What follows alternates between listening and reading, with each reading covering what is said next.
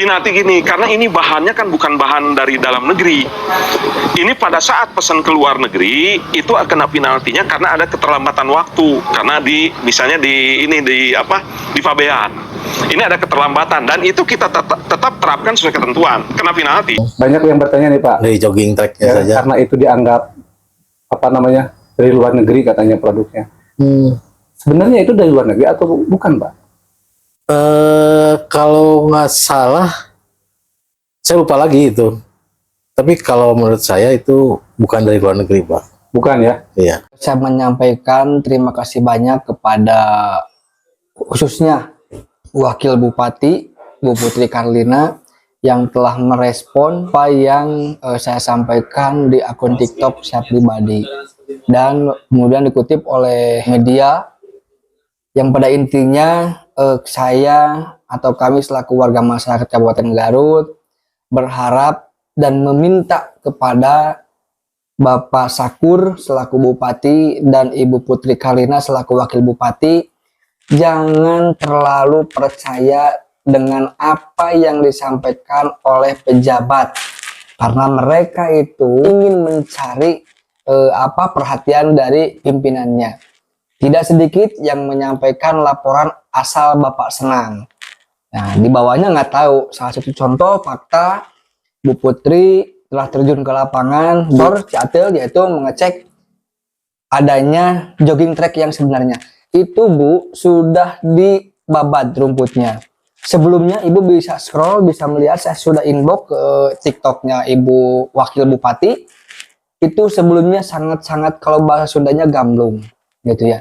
Itu yang pertama. Yang keduanya bahwa dalam pembangunan jogging track itu menurut dan disampaikan oleh yang suka ikut dengan Ibu yaitu Bapak Kasat Pol PP Bapak Basuki Eko yang dulu menjabat sebagai Kadispora dan PA gitu ya, bahwa alat-alat atau alat lintasan semacam karpet lintasan itu dipesan dari luar negeri. Catat, kalau Pak Basuki Eko mau mengklaim bahwa itu dia tidak berbicara seperti itu, oke, ayo kita buktikan, saya ada video rekamannya Anda ya gitu. Jadi Basuki Eko nyebut bahwa karpet itu dipesan dari luar negeri sehingga adanya keterlambatan pekerjaan itu karena menunggu pesanan. Nggak tahu dari luar negeri atau luar negeri ya, tidak tahu ya. Yang kedua, hasil pemeriksaan investigasi dari inspektorat menyebutkan itu bukan dari luar negeri. Jadi siapa yang telah menyampaikan kabar hoax atau kabar bohong gitu ya, apakah saudara Pak Eko yang sekarang Kasat Pol PP yang suka menjaga Ibu, mendampingi Ibu, mungkin walau alam ya mencari muka kepada Ibu gitu, atau dari Inspektorat Bidang Investigasi yang melakukan pemeriksaan bahwa lintasan jogging track itu bukan dari luar negeri gitu ya. Nah, itu yang pertama. Yang keduanya. Yang ketiganya, saya tekankan lagi kepada Pak Sakur bahwa tidak sedikit pejabat-pejabat di Garut ini akan merapat kepada Pak Sakur. Itu yang pertama. Yang selebihnya Pak Sakur harus lebih berhati-hati ketika menanggapi atau menandatangani beberapa surat atau berbagai surat. Pasti ini akan terjadi. Contoh waktu kasusnya Pak Agus Supriyadi, hanya modal menandatangan saja bisa masuk jeruji besi. Nah, saya ingatkan ke Pak Sakur gitu ya, anak buah Bapak itu tidak pro semua. Jangan sampai Bapak dijebak tanda tangan terus nantinya ada masalah. Jadi harus dibaca dengan teliti, bila perlu tolak gitu Pak. Kami minta kepada Pak Sakur bahwa saat ini itu Presiden Prabowo Subianto sedang menggencar-gencarkannya itu ketahanan pangan Pak. Di Garut, alih fungsi lahan dari lahan pertanian ke lahan perumahan, jadi lahan pabrik, jadi lahan apapun itu, padahal itu lahan pertanian yang dilindungi yang tidak boleh dialihfungsikan. Marak di Garut ini Pak.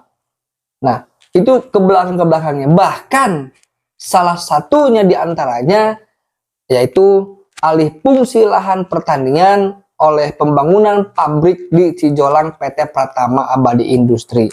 Apa yang disampaikan oleh Bupati Garut, seharusnya Dewan melakukan pengawasan. Nah, pertanyaannya dulu, kemana nggak melakukan pengawasan? Sekarang kok teriak-teriak, katanya alih fungsi lahan dan lain sebagainya. Lalu dulu kemana Dewan ini? Tapi biarlah yang dulu biar berlalu. Tapi sekarang kita perbaiki Pak Sakur. Seperti yang disampaikan oleh ATR BPN, bahwa lahan pertanian itu harga mati, tidak bisa dialih fungsikan. Ini saya sampaikan bahwa ketika saya membaca dokumen RDTR tahun 2021, mengacunya itu kepada peraturan daerah Cianjur. Itu kan goblok, Pak. Gitu. Tapi bisa diterima dokumen RDTR itu oleh bidang tata ruang, Dinas Pekerjaan Umum, Dinas PUPR. Yang saya ketahui, yang saya baca berdasarkan data, untuk kegiatan RDTR di Kecamatan Limbangan saja itu menghabiskan anggaran 1 miliar, mencapai 1 miliar, Pak. Dengan dokumen yang seperti tadi, bahwa katanya kalau untuk membangun tempat hiburan itu khusus untuk laki-laki dewasa, dalam arti ada klub malam, ada ada tempat hiburan malam, ada klub, ada pub, itu diperbolehkan di Limbangan. Meskipun pasti masyarakat akan menolak. Tapi kalau sudah diperdakan, mau bilang apa masyarakat nanti? Apakah akan dipertengkarkan antara masyarakat dengan oknum pejabat dan oknum pengusaha? Nah, saya minta Pak Bupati untuk menelusuri siapa yang menyusupkan itu. Limbangan mau dibolehkan adanya klub malam atau diskotik atau apalah disebutnya itu. Tegas, tindak, bila perlu copot jabatannya itu. Hati-hati Pak Bupati, ya. Karena di Garut ini banyak yang ngomong depan Pak Bupati, depan Bu Wakil, iya Pak, mangga siap, belakangnya modus Pak itu. Seperti itu. Nah, selanjutnya kami ingin tegaskan kembali lewat video ini.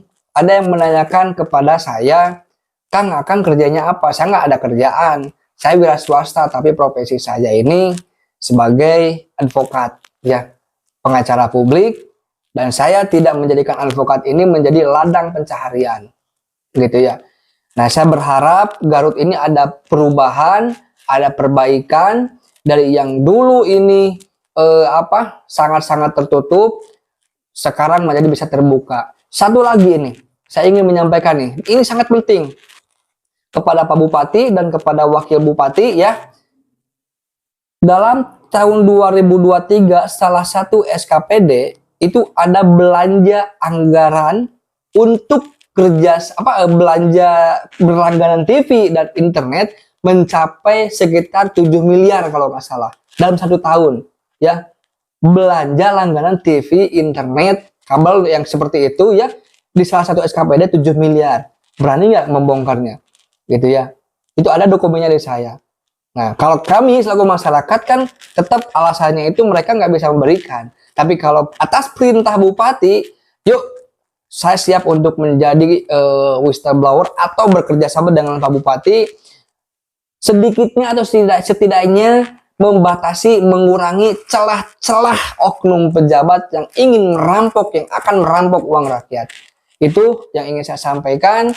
Semangat untuk Pak Sakur dan Bu Putri. Semoga dengan semangatnya ini tidak hanya terus upload di medsos, tetapi dengan action dan penyelesaiannya.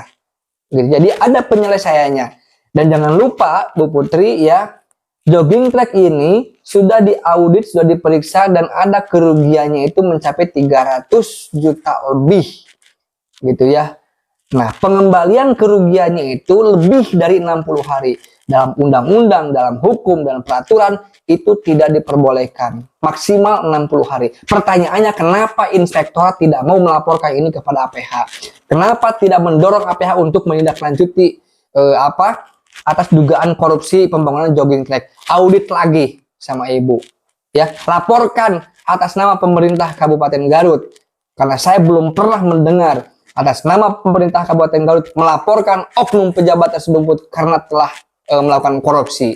Nah, Mas Sakur dan Bu Putri harus berani membuat terobosan. Jangan terlalu percaya sama anak buah. Itu yang ingin saya sampaikan. Terima kasih.